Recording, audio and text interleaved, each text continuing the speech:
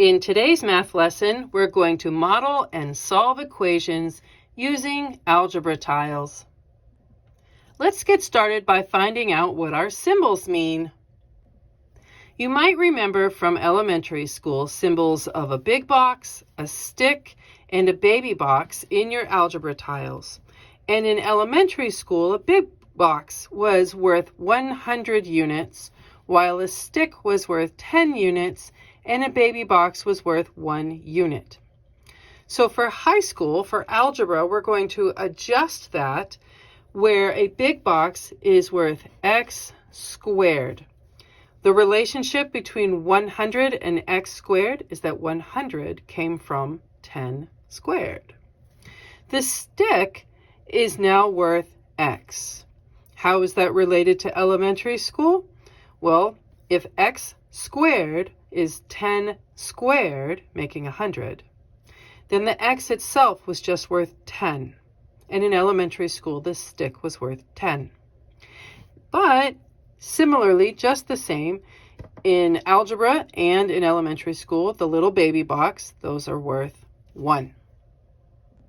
A quick thing that we need to remember when working with our algebra tiles.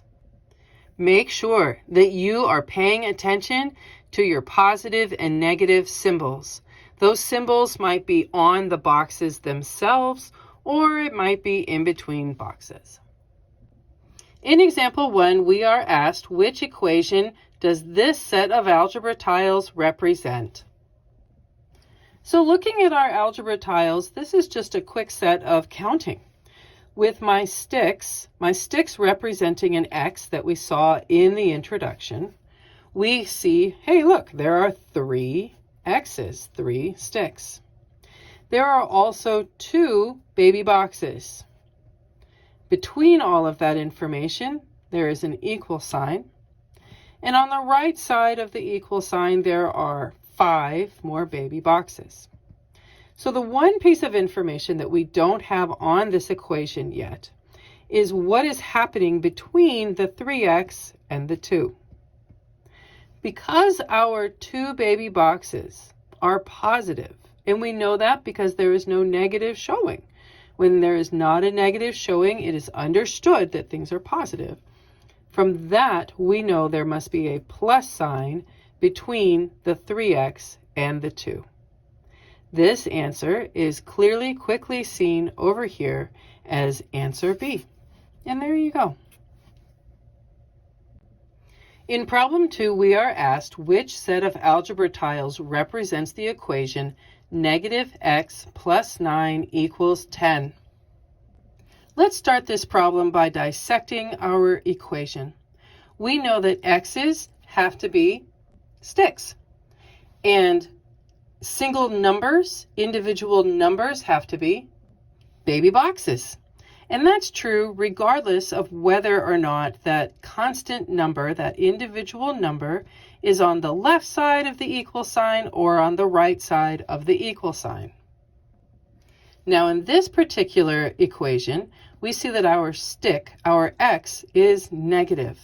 And that tells us right now that option B and option D are both out, as these sticks, these x's, are both positive. So it has to be an answer of either A or C, because that is where I have a stick, that is where I have an x, that is negative.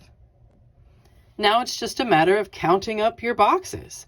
I know that I need 9 baby boxes to the left of my equal sign and 10 baby boxes to the right of my equal sign.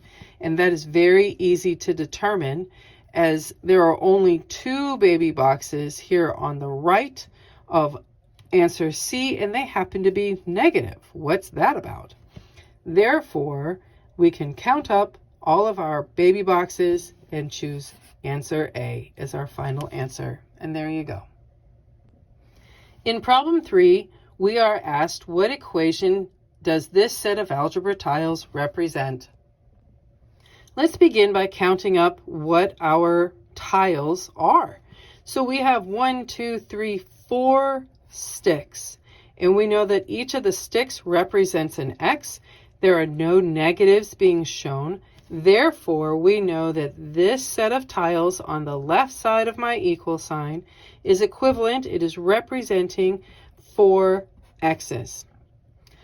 We have an equal sign that has to be put into our equation. Let's do that now.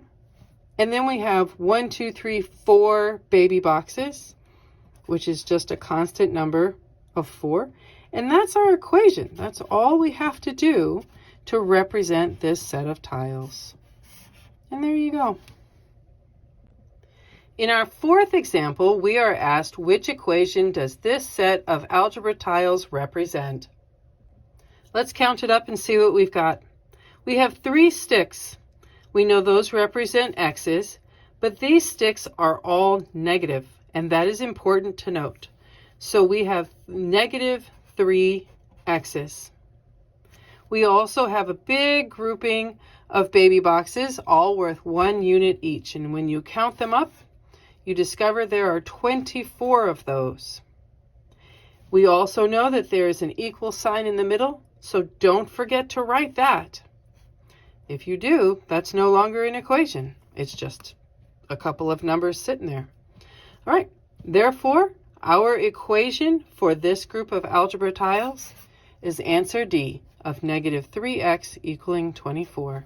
And there you go.